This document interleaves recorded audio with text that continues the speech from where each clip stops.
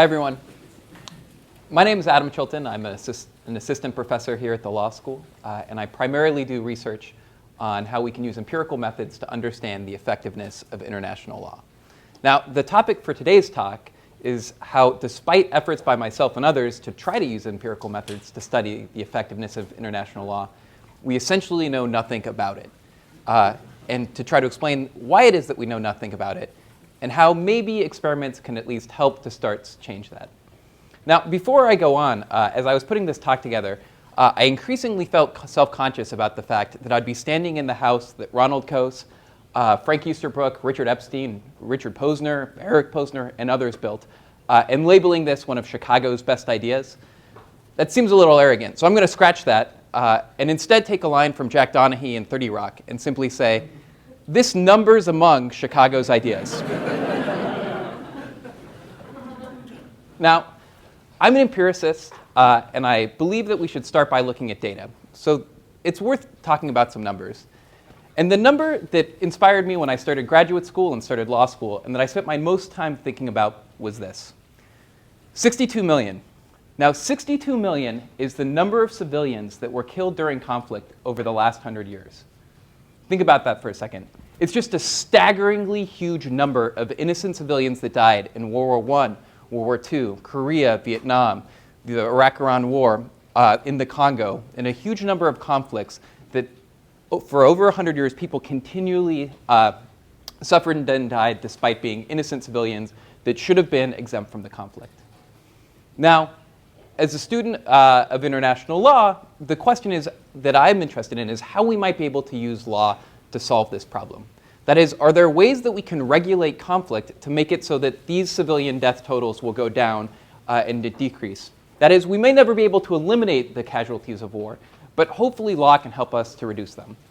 So naturally, when I get to law school and got to graduate school, I thought, I'm going to set out and read all of the articles that have studied whether or not the laws of war are working to protect civilians. So as you might expect, there's a huge number of academic articles on nearly everything. There's just publication after publication on every topic. So for example, there's 1,150 articles. That's quite a lot. Not on the laws of war, though. That's articles with either Iqbal or Twombly in the title. Now, I know it's important to know whether or not the pleading standard is notice pleading or ever so slightly more than notice pleading. But I think that the laws of war are an important topic, too. So as you'd expect, there are, can you see it? There's actually two there now on the bar graph on the right. That's right, 2 papers on whether or not the laws of war actually work. Think about that for a second. Here's a problem where the stakes could not possibly be higher. That is, whether or not we can use legal regimes to try to protect millions of innocent civilians, and people don't study it. We don't know whether or not the entire international law project since World War II to regulate conflicts is working. That's really a staggering fact, right? And something that we should be devoting more energy to. Now, that said, you might think that 2 papers are enough if they agree. They don't. They reach the opposite conclusion. So here's a topic of the utmost importance with 2 papers on it that come to the opposite conclusion about the effectiveness of laws of war, and yet still hardly anything's written on this. We know basically nothing. Now, it's not just the laws of war, though. There's no consensus on whether or not international law on human rights or international law on the laws of war have any effect. Now, I don't mean whether or not they have a dramatic effect. I mean any effect at all on state behavior. So there's 3 big areas of international law. There's international economic law, international human rights law, and the laws of war. Those are the 3 big bodies of international law. And in 2 of the 3, we don't know if they're making any difference on state behavior. Despite the efforts of international lawyers, international interest groups, the efforts to create treaties, etc., there just isn't consensus. Now, let me illustrate this in one way. So in the last few years, we've had 2 big empirical books that looked at the data on human rights. The first is by Beth Simmons of Harvard. And this is the way she starts her book. She looks at all of the evidence and says, this volume argues that international human rights law has made a positive contribution to the realization of human rights in the world. Right? So Beth Simmons looks at the data and says, yes, human rights law is making a difference. Now, flash forward a few years, our own Eric Posner looks at the same data and the same treaties and says, The starting point for his book is that human rights law has failed to accomplish its objectives. So in these core areas of human rights, we just don't know what's happening. It's not we don't know whether or not one treaty is better than the other, or if it has a massive effect or a medium effect. We just don't know if it's having any effect and if it's working at all. So think about this. In other areas, scholars argue how we can change laws to maximize their effect. That is, if we change tax policies in this way, what will be the effect on behavior? Same thing if we change antitrust rules or negligence rules. How will people change their primary behavior? What effect will it have on litigation, etc.? But in international law, we're still having the first debate about whether or not international law has any effect at all. That is, in both human rights and the laws of war, there's disagreement on whether the act of creating treaties has had the effect of changing the way that states behave, the way that they conduct themselves, and the policies that they implement. So we just don't know. Now, the obvious question, though, is why? Why don't we know whether or not human rights law and the laws of war are working?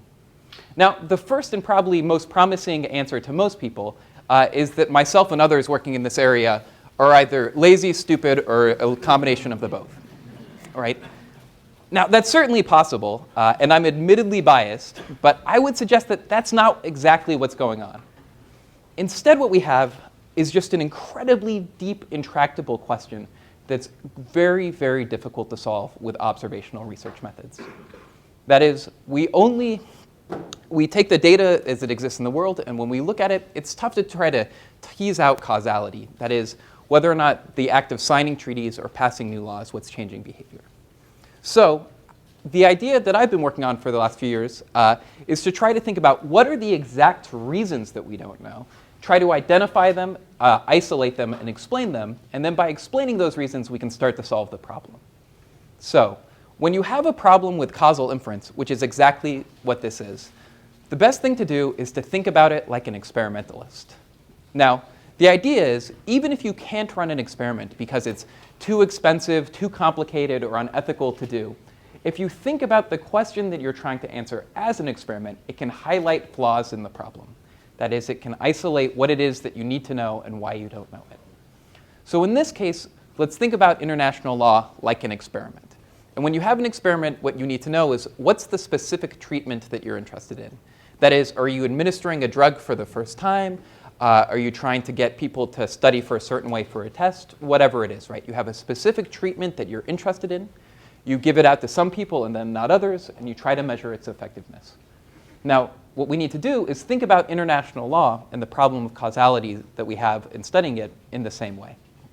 So what I would suggest is that there's at least 5 problems with the observational data in international law that make it a pretty biased experiment, so to speak, and really difficult to study. So what are those? What are those 5 problems that make it all but impossible to know whether or not international law is having an effect? We'll say something about each. So the first is lack of variance. Now, a basic requirement for any causal inference is that the treatment that you're interested in has to vary. That is, if everyone receives the same treatment, we don't know if it's having an effect. So let's think about this with an example. So let's say you're a 1L and you've come to the University of Chicago, and people won't stop mentioning in torts class, in property class, and in CBI lectures Ronald Coase. So you become convinced that the keys to the kingdom here at the University of Chicago is mentioning Coase. And when it's time for your torts exam, no matter what, you're going to mention Coase for every single question. Now, let's say that this idea sounds so good to all of your section mates that everyone agrees and says, we're all going to mention Coase to the answer to every single question on our exam, no matter what the question is, and then we're all going to do better, right? Now, after the exam grades come out, it would be impossible to know whether or not everyone mentioning a Coase made people's grades higher, right? Because if everyone mentions Coase, it's impossible to tell whether or not it's Coase that's doing the work or some other factor. Perhaps it's a particularly smart year of 1Ls this year, or that the teacher focused up extra hard when teaching the material, or whatever it is that could explain the grades that come out of it, right? So it has to be the case that some people mention Coase and others don't. Now, let's apply this back to international law. The problem is that in international law, the entire goal of the project is to create universally applicable rules. So that is, when we create treaties, the goal is to get everyone to sign them and everyone to participate in these treaty regimes. So let's think about this with some data. So here's the graph on the number of countries that have signed international human rights treaties. So there's 6 major international human rights treaties. The first of which, the Convention on Elimination of Racial Discrimination, has nearly 180 signatories. The second major treaty, the International Covenant on Civil and Political Rights, 170 roughly. The ICSR, which is the International Covenant on Economic and Social and Cultural Rights, 160. Convention on Elimination of Discrimination Against Women, 185. The Convention of Elimination Against Torture, 150 something. And then the Convention on the Rights of the Child, nearly 190 signatories. So what you have there, when you start thinking about this in terms of the number of actual countries in the world, is close to everyone, right? There's roughly 193 UN members, and most have signed these major international treaties. So we have just very little variance on which countries have signed treaties to study and to exploit for an experiment. Now, this isn't just international human rights law where you have this problem. It's also a problem with the laws of war, too. So just to put it in perspective, here's 4 major treaties that try to regulate conflict. We have the Convention Against Genocide, the Geneva Conventions of 1949, Additional Protocol 1 to the Geneva Conventions, and Additional Protocol 2, which regulates civil war. And once again, when you compare it to the number of UN members, it's a huge percent of them. Now, you might be thinking for a second, well, there's still some gap there, right? There's still some countries that haven't signed these agreements, and there's at least some variance that you can exploit. Even that, there's 2 complications that make it a little more difficult. Here's one of those complications. It can't just be the case that you have some variance. What you need is variance among the people that are likely to change their behavior as a consequence of the treatment. That is, not all people respond the same to treatments, so we can't just have variance among some countries to know if it's making a difference. So if it's the case that the very best countries in the world are, when they're in terms of human rights, don't sign these treaties, we wouldn't know if they're making a difference for those countries that have worse records, or vice versa. So you can't just have any variance. You need variance among the group that you think the treatment is going to have an effect on. We don't have that in international law. But here's the second problem that confounds even that: customary international law. So the idea here is that for some requirements, some of the core ideas like not targeting civilians during war or not torturing innocent people, for these core requirements of international law, it's the case that even if you haven't signed on to the treaty, that they're considered to be customary norms of international law, and that countries can't opt out of them. As a result, there's still universally applicable norms and groups forcing and trying to pressure countries to comply with these agreements regardless of whether or not they've signed them. And there's a number of countries, the United States included, that hasn't signed some major treaties, but still says that we recognize that these are parts of the norms of international law. So as a result, even the little bit of variance that it does exist among the countries that have signed them isn't really enough to study them. So that's the first problem that's proven all but insurmountable. Here's the second problem. The second problem is inadequate samples. So let's say, going back to our idea of the COAS experiment, that instead of telling everyone you recognize that would be a mistake because everyone would jump on your great idea, and instead you decide just to tell one other friend, and the 2 of you are going to mention COAS in every final. Now, after grades came out, it would be really difficult to know if COAS was making the difference because you just have so few people to leverage. Or alternatively, let's say that you once again get good variance. That is, you get half of your section to mention COAS, but you're being taught by Lovemore. And he might not be representative, right? He might love mentions of COAS, even though other professors wouldn't be so responsive. So instead, in that case, you'd also want to run the experiment over multiple professors, right? That is, you need to have a sample from which you can judge the size of the treatment effects. In international law, this is proven to be problematic. And the reason is that our international law regulates countries. So our unit of observation is frequently at the country level. And so instead we try to look at whether or not countries are better and worse in particular years on their human rights record. Now the result is that we have a relatively small sample for many of these treaties, for many of these agreements, even when you can find variance. So here's one way to think about that, or how to illustrate this inadequate sample problem that we're constantly dealing with, is the short ratification windows that exist for treaties. Which is to say, it wasn't the case that the second a treaty was open for signature that 200 countries immediately signed it, or 180 countries. Instead, there's some window from which the country is available for signature until when the treaty is fully in effect. So here's the ratification windows for the major human rights treaties. So you see for the first few treaties, it's pretty slow, although the number of countries in the world has increased as well. So it's actually not quite the same as the way the graph even makes it look. But they start to get faster. And it's increasingly the case that for international treaties, that in just a very short time frame, that most countries have signed them. For example, for the Convention of the Rights of the Child, it just took 5 years. And right now, another international treaty that's going into force is the Convention Against Elimination Against People with Disabilities. That ratification window looks even shorter still. So the result is you're looking at the unit of observation as the country level, and you have a very short window in which there's any variance and observations to look at. So it's just not enough to convincingly know whether or not these treatments are having an effect, because there's so much going on during any period. That is, there's economic fluctuations, there's fluctuations in international security or terrorism, or all these other factors taking place other than just these treaties during these windows. So we just have a really small sample. The same thing is true on conventions on the laws of war, whereas you see the trend has gotten even shorter and narrower for these windows. That is, time periods in which there's variance. And here's another complication that exists as well, which is that not only do you have these short windows to study when there's any variance, that you have to have the events that you're interested in studying take place during those windows. So if you're interested in the regulation of the laws of war, there's been, and you don't have any major interstate wars that exist during the period where there's variation, there's just nothing to study, right? You have these really small sample sizes. So that's a problem as well. So that's now two ways in which that it's difficult to get any leverage using observational data on what's going on. Here's the third. The third is overlapping legal constraints. Now, the problem here is that when you're interested in a treatment, if you have multiple treatments happening at once, it's difficult to disaggregate their causal effects. So what do I mean by this? So let's go back to the idea of that Coase experiment and for its impact on grades. And not only do you decide that you're going to run an experiment on Coase, mentioning Coase in every exam question, you also think that people talk about Richard Posner a lot here, so a really good recipe for success is to name check Richard Posner no matter what you're talking about. So you decide, all right, I'm going to mention Coase and I'm going to name check Posner in my exam answers. I'm going to get people from both sections to do this, and I'm going to make sure that it's only half of the class so that we have variance, that we have a big enough sample, and we can try both of these things out.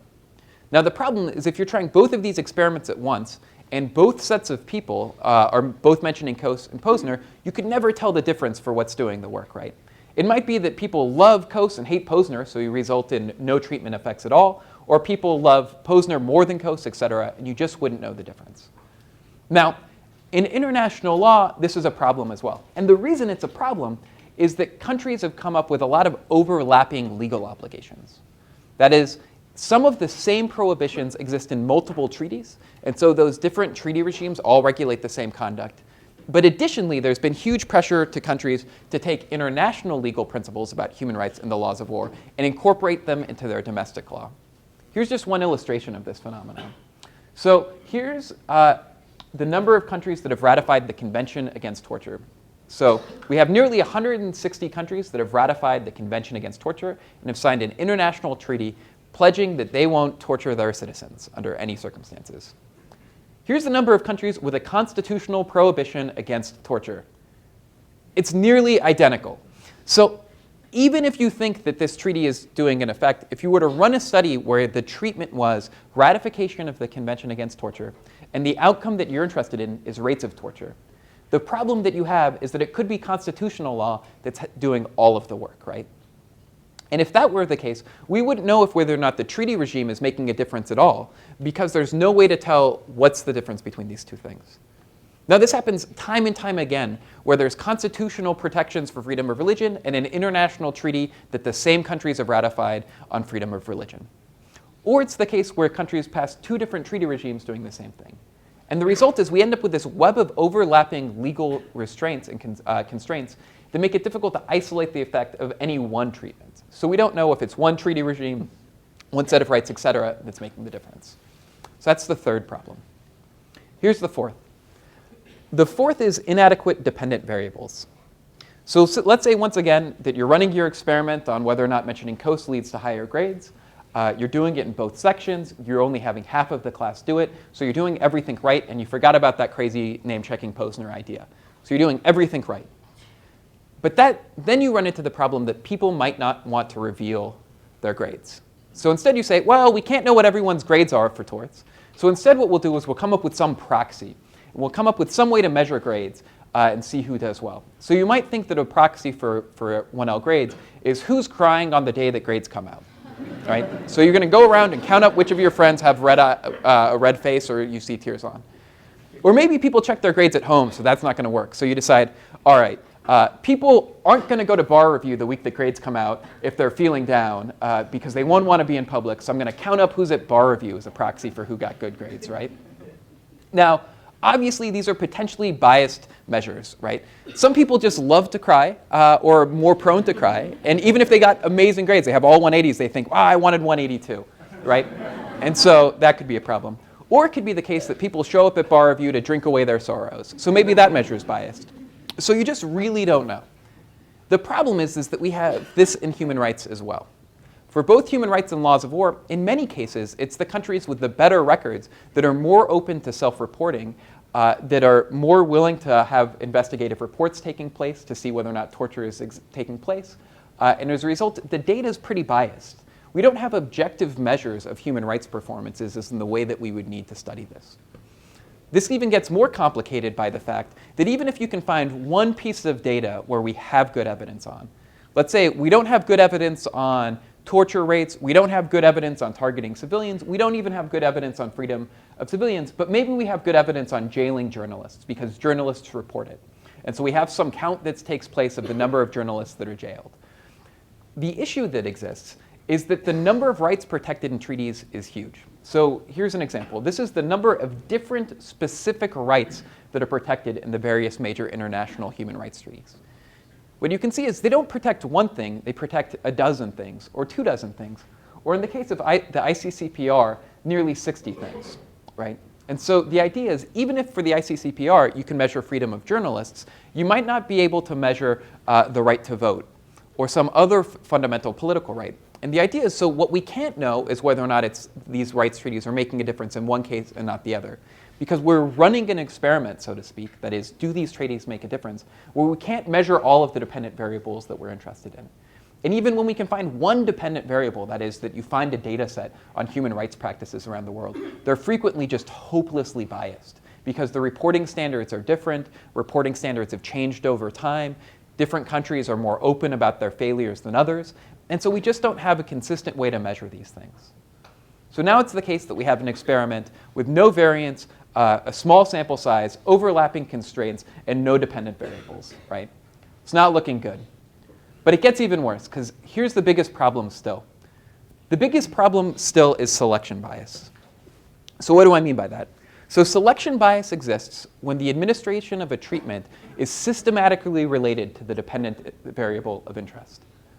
So let's go back to that COAS idea and that COAS hypothetical. So even at the University of Chicago, mentioning COAS on every single exam question, regardless of what the question asks, is a pretty dumb idea. So imagine that you're only able to talk the worst students in the class into doing that, right?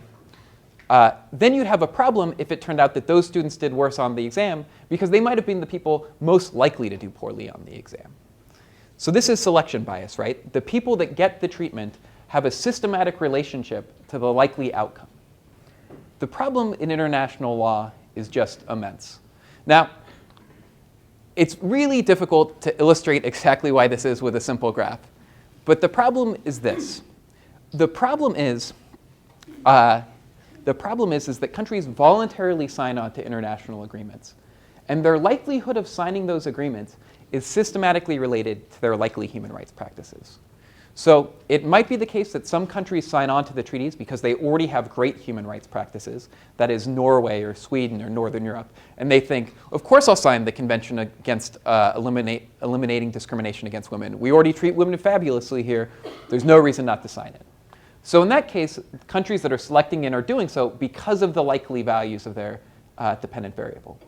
It can also be the opposite, though, right? You can imagine a world in which a lot of dictators just never have seen a human rights treaty that they didn't like to sign, right? This is the case with some countries like North Korea and Zimbabwe that will sign treaties and agreements even if they don't plan to honor them. But in both cases here, you have this problem, right? That countries are opting into agreements based on their preferences. So we don't have random assignment or anything even close to it of what these treaties are. So we're not randomly assigning them. There's no variance. There's small sample size. There's overlapping constraints. And just problem upon problem is problem. Now, once you start to think of the scope of all of these problems, it starts to become clear that it's just not clear what's going on. So the question is, what can we do? What can we do in the face of all of these problems that make causal inference all but impossible? Now, there's no one solution. There's no one magic bullet. There's no one study that can answer the question, do human rights treaties make a difference? Or do the laws of war improve countries' performance in protecting civilians? Can't answer it with one question. So instead, what we have to think about is ways that we can start triangulating in on the answer in the face of all of these hurdles and these barriers to causal inference. Now, one proposal that I've been pushing for the last few years and is starting to gain a little traction is using experiments. So I think that thinking like an experimentalist helps to illustrate why we have problems in causal inference in international law. And I also think that it can help us start trying to solve some of these problems. And here's why. With experiments, it's the case that we get to randomize the assignment of treatments. That is, we can overcome the problem of lack of variance by using the experiments. And additionally, as part of the experiment, we're collecting our own new data, so the problems of inadequate dependent variables are less relevant as well. Now, as long as you can find ways to avoid some of these other problems, that is, only studying one treatment at once instead of overlapping treatments, or not letting people self-select into the experiment based on their preferences, you can start to get around them. So the idea, though, is that you have to think of experiments that can take advantage of theorized mechanisms that would work in the case of international law.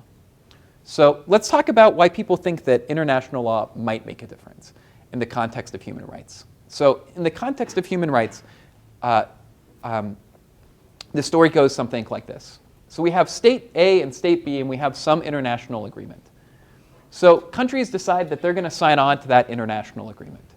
So this might be the United States and Mexico, let's say. And so the United States and Mexico both say that they're going to sign on to this international treaty.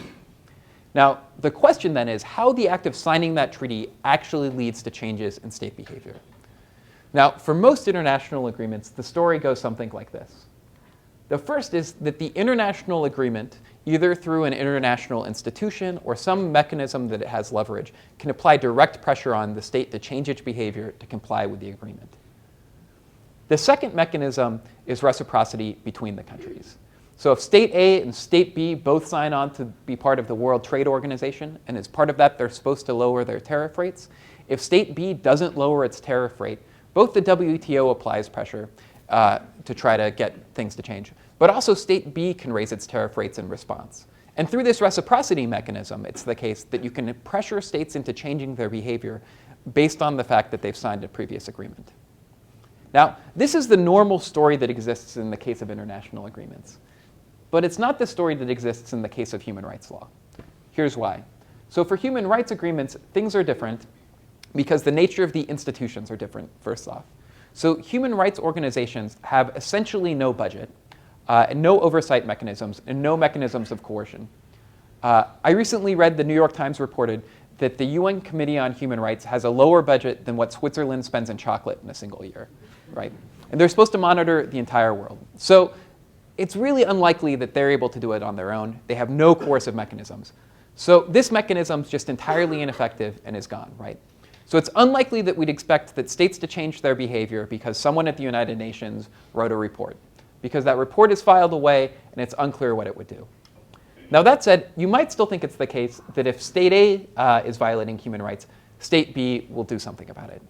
So first off, though, the reciprocity story just isn't plausible here, which is to say, if one country is torturing its citizens, state B isn't going to respond by torturing its own citizens and hoping that it teaches state A a lesson, right? Doesn't work like that. So we have this reciprocity mechanism not making sense in the same way either. You might still think that states would pressure countries to comply with human rights in other ways, that is by direct military intervention or holding back on aid. But we see very few examples of this. That is, even Beth Simmons and Eric Posner, people that both disagree on the effectiveness of human rights, don't believe in what they call sympathetic enforcement. So this mechanism is gone. So then the question is, how is it even theoretically possible that signing on to a human rights agreement could change state behavior when people don't believe that the international institution has enough coercive power to do anything, and people don't think that sympathetic enforcement or reciprocity is likely? So here's the theory that exists, the theory that's been proposed. The idea is that the act of signing on to the international agreement might actually change the domestic politics of that country. So what does that mean? The idea is that if a country signs on to a treaty pledging to respect the rights of women, that then opposition groups within that country can point to policies and say, wait a second, you still are not giving women equal wages despite the fact that you promised that you do that. And the fact that the treaty exists means that the argument that the country should do this is even more powerful. Because then the opposition groups can say, not only ought you do this for moral reasons, for economic reasons, for whatever other reasons you might think of, but that you need to do it in order to honor this international commitment that's been made. It might also be the case then that courts take this more seriously and that they incorporate the fact that an international agreement's been signed into their law, so human rights groups and interest groups can bring litigation.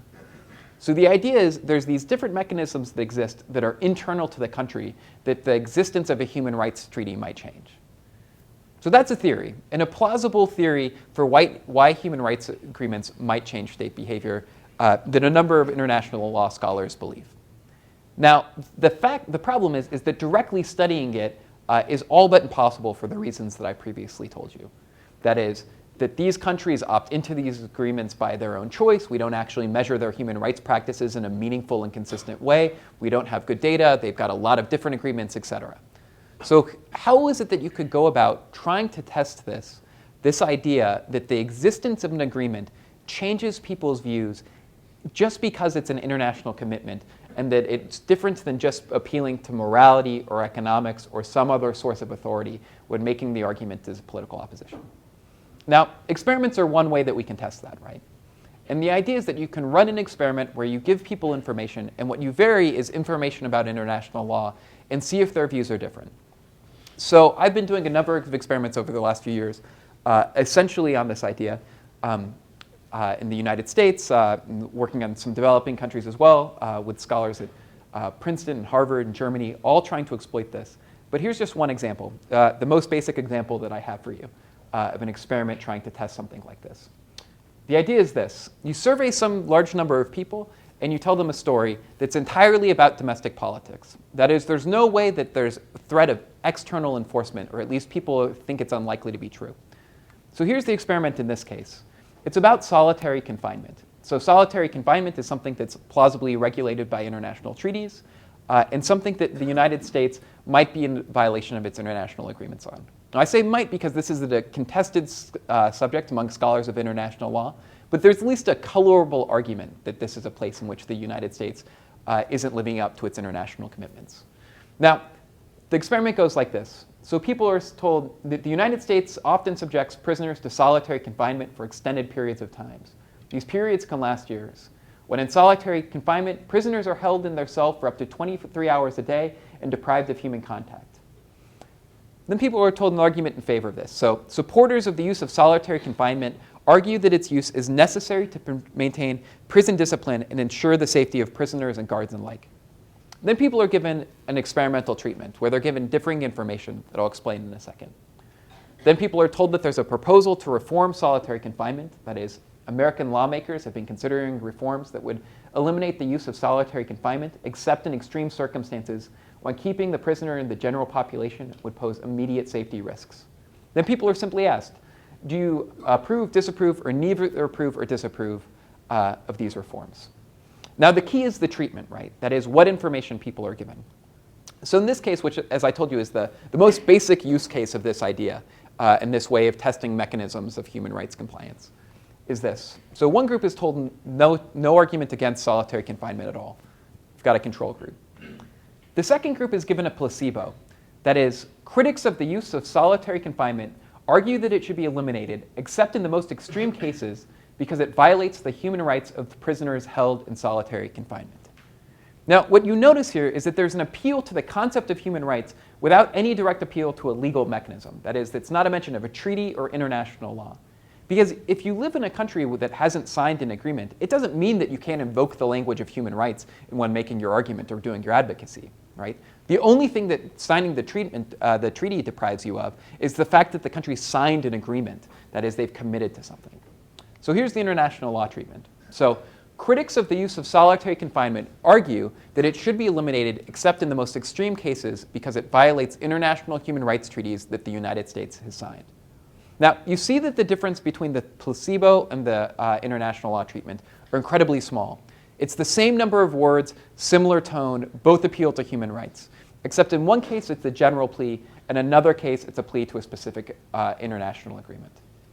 So the idea then is if you can find a difference between the international law treatment and the placebo treatment, maybe those domestic politics theories that I told you about, maybe they have some merit and they're worth exploring more. So here's the results of this experiment. So in this experiment, the control group, on a scale of 1 to 6, 4.2, which translates to something like 60%, of people were in favor of reforms that would reduce solitary confinement. So that's the control group that was told nothing about human rights. Now, the placebo group had almost the identical response. That is, it's entirely, there's no statistically significant difference at all. Essentially the exact same mean, the exact same confidence intervals, which is what you see here. It was the mean response, and then the bars are the 90% confidence intervals. But for the international law treatment that I told you about, where the only difference is the act of signing an agreement, it actually does change things. That is, it has a statistically significant impact on people willing to reform the policy to be more consistent with international obligations.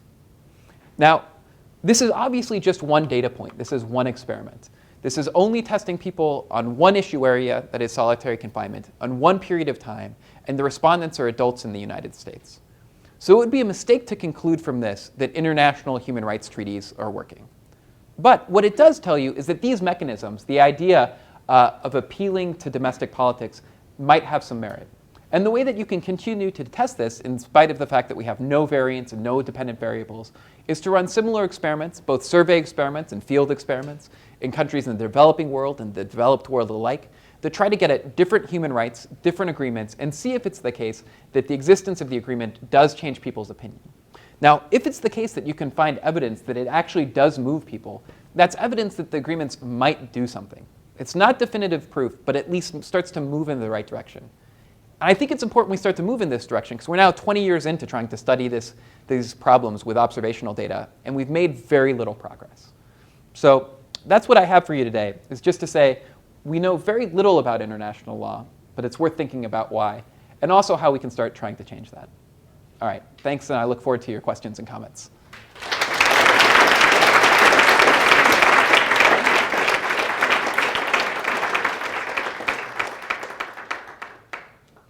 Questions? Yeah, over here. So, do you worry that in this experiment and in similar experiments, given that you have the customary human rights law, information about human rights law might have this kind of, say, jury theorem effect? That Right. By saying there are treaties, there are human rights treaties that say this, you're basically saying most of the countries are doing this. And that's a different piece of information than you have to do this because you're signed the treaty. So So it could be that the respondents are thinking to themselves, well, if everyone else is doing that and I have no idea about what's the right thing to do, the safest bet is to do what everybody else is doing, not because I signed a treaty saying that I would, but that's what everybody else seems to be doing. Right, so two different thoughts there. So the first idea that I think your question gets at is the fact that unfortunately we can't run these experiments in a vacuum, right? And so people already have other information that they're baking into their responses. So it might be the case that international law is making a difference on both the control, placebo, and the experimental group, right? And the reason that is that people have already heard something about international human rights law.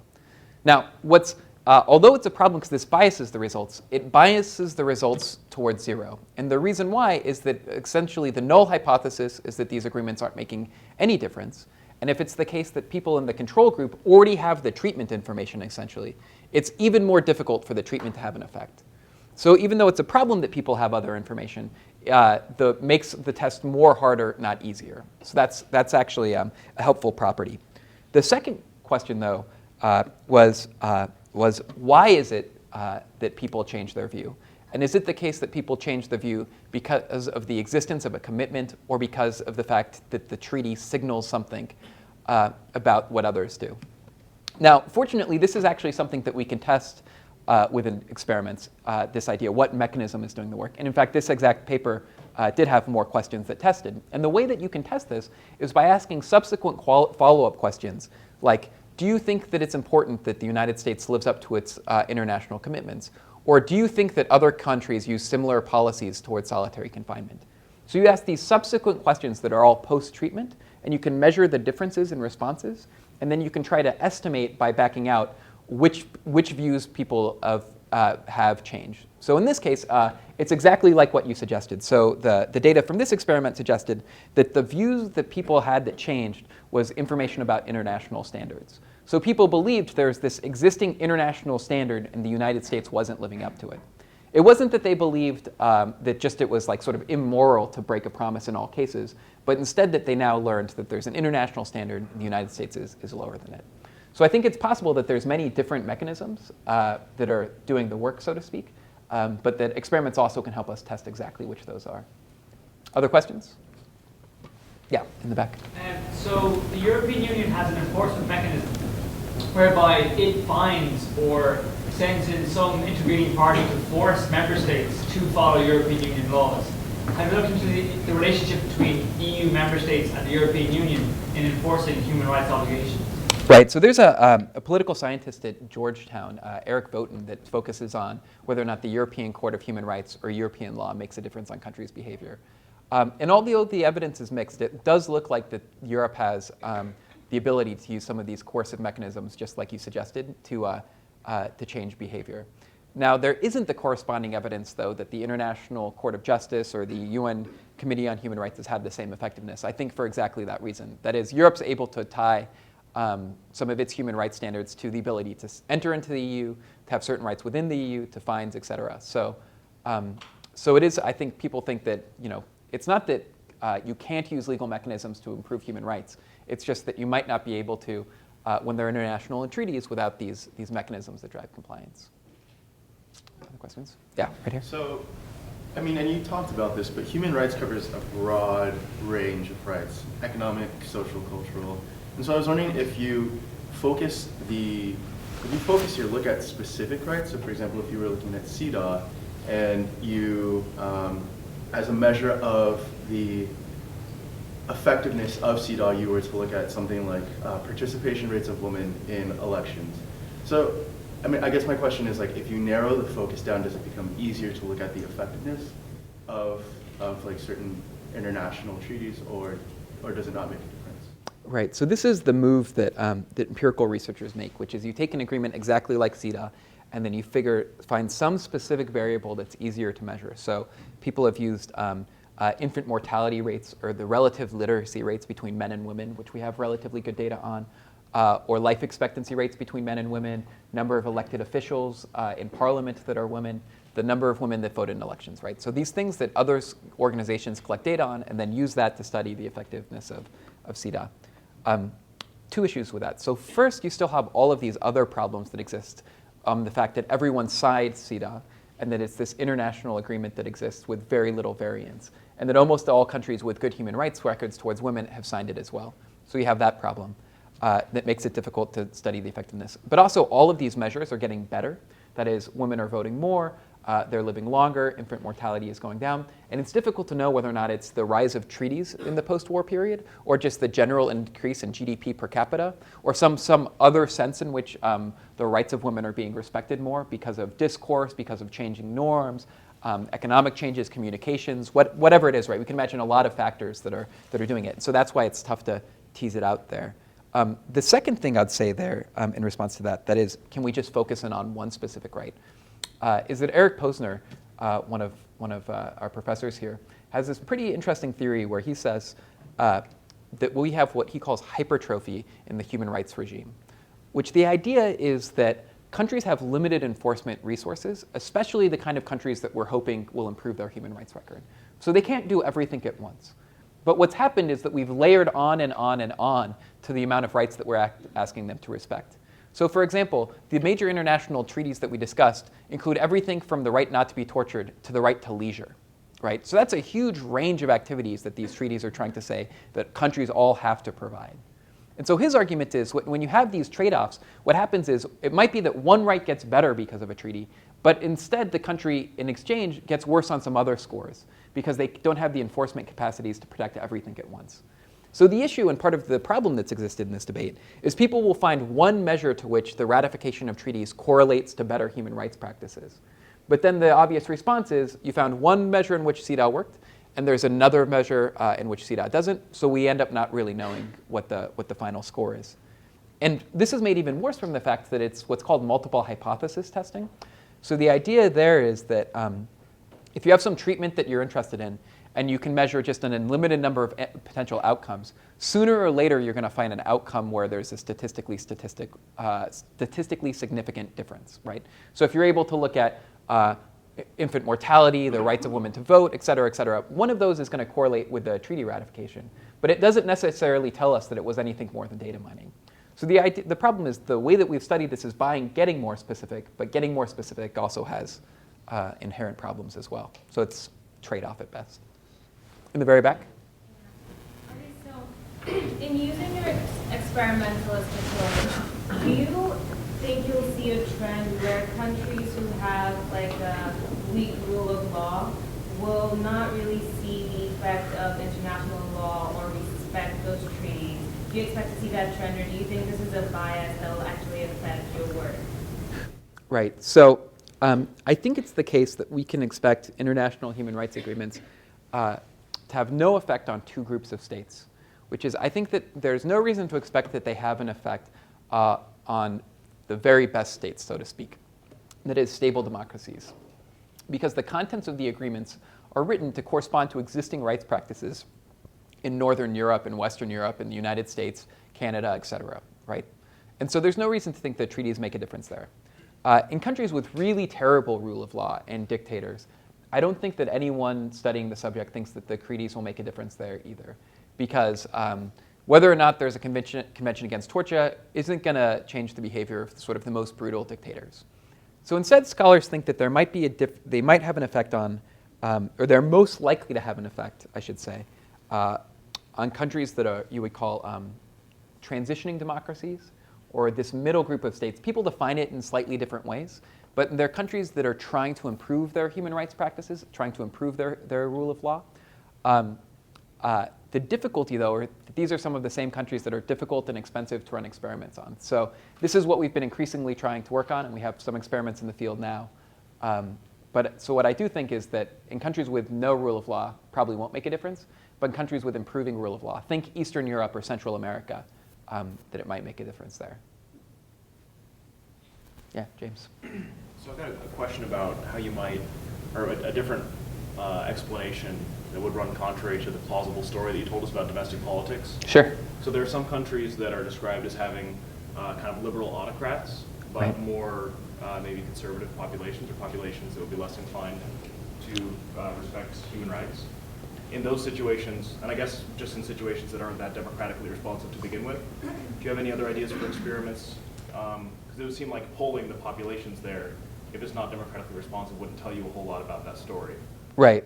And it might be, in fact, if you polled it and it's democratically responsive, but the liberal autocrat was doing a better job, then there might be an inverse relationship. Right. So two things. So first, I do agree that that the sort of pure public opinion mechanism is only most likely to have an effect when the country's at least a little bit democratic. So I entirely agree. That said, I think in the case of what you would call liberal autocrats, that they're still at least a little responsive to changes in public opinion, right? Because they're trying to manage their policies in a way that can both preserve power, keep their populace happy, et cetera. So I think if it's the case that you found big changes of opinion in those countries, even where there is a more conservative population, then that might translate into changes in policy as well. The other thing that I'd say, though, is that all of us in political and social science over the last week have having to rethink the ethics of experimentation. And the reason I mean that is that there's been a move towards field experiments in political science and international relations, trying to actually go out in the field and manipulate things and see how people respond. You may have heard, though, in the last week that this has blown up in some political scientists' face in what's becoming known as the Montana electionist experiment, where political scientists sent mailers out to 100,000 people in Montana, telling them about the ideological composition of donors to different candidates for judgeships within the state. And people are now incredibly upset that this is tampering with the election. So this is the way that people have been studying elections for about a decade now. That is, going out into actual elections, changing access to information, changing who gets contacted in what ways. But now I think we're having to reconsider that. And so I think that in the case of these non-democratic countries, that one of the things we might have liked to have done is to, instead of just polling people, to actually gone out in the field and manipulated something. But I think everyone's taking a long pause to think about what the ethics are of that before anyone goes forward with it right now. Other thoughts, questions? Yes? You noted the scarcity of any type of studies measuring the direct relationship between international treaties and actual change in states' behaviors, specifically with human rights. And the fact that those disagree with each other, even the two studies that we have. What's the relative number or frequency of the types of studies that take that two-step of looking at how international law affects the ways that domestic law is made? And do those studies tend to have similar results, or are they also coming to disagreements? Right. So the question is, what's the relative results found by studies that look at the effectiveness of international law and domestic politics? So for the laws of war, we still only have two studies that look at this. For human rights, we have more like a dozen empirical papers that try to test these things, but the results are really mixed. So just this last month in August, the American Political Science Review, which is one of the field's top journals, published a paper showing, looking at all of the variables that influence states' levels of repression. And they found absolutely no effect for treaties. That is, a huge number of other factors influence whether or not states repress their citizens, from their level of GDP per capita, their ethnic diversity, the number of people that they have under the age of 35 within the country. These all make a difference. Treaties, it found no effect at all. And the same month, in the American Journal of Political Science, which is a slightly different journal, published a study showing that human rights treaties make a difference in a certain set of countries for which there's legislative opposition. The treaty's been signed, and it's for a subset of treaties, right? So what we end up having is one study says one thing and then the other says the next, but there's still just no consensus at all, because then people take the study that helps their pre-existing argument and run with that. So we essentially have a decade of studies going back and forth that have changed their measurement methods, their data collection practices, and have disagreements. So we have more like, let's say, a dozen studies that are empirical and human rights specifically, and there's pretty conflicting conclusions. Any other questions? Yeah, in the back. I was just wondering, what are some examples of international law field experiments that people either have done or could do? Yeah, sure. So here's one good example that spawned now a book and some subsequent papers led by a guy named Mike Finley at the University of Texas, but with a lot of co-authors. And what they did is that there's international laws that restrict the incorporation of companies anonymously. That is, to incorporate a company, that you're supposed to collect information on the person trying to do it. So what they did is they contacted 1,800 different companies around the world where their business is incorporating companies for people. That is, you contact them and they set up a business. And they tried to see who would let them actually anonymously incorporate a corporation. And what they found in it, first off, is that a huge number of people let them anonymously incorporate. And then on top of that, even when they then themselves mentioned the existence of international law, that people were often still willing to let them do that. So they said, we know there's treaties preventing you from letting us do this, but could we please do it? And the most common response was to charge more money. So, so that's one example that exists trying to study the effectiveness of international law. Anyone else? Questions? Yeah, John.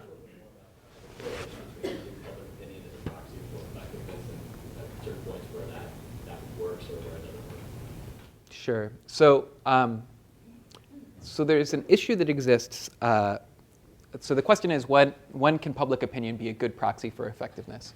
Now, certainly a problem that we have with using public opinion as effectiveness is that even if you can demonstrate the existence of a treaty changes public opinion, it doesn't mean there'll be a corresponding change in public policy, right? So we think that the changes in public opinion would be most likely to have an effect when, one, the country is democratic, and two, it's a close call. That is, when something either already has universally high support or universally low support, documenting a 5-10% change in public opinion won't necessarily have that big of a change. But it might if it's a change that's significant and it's a close call. Furthermore, it matters whether or not the issue is high salience. That is, it might actually make it onto the domestic agenda. So these would be the circumstances where public opinion would be the best possible mechanism. I think that's Maybe one more. all right. All right, one more question, and then we'll be done. Anyone else? Yeah. Relating to that, do you think that the treaties also have an opportunity to raise salience in addition to? It seems like the effect on opinion is going to be pretty small. Do they have a significant impact on raising the salience of the issue?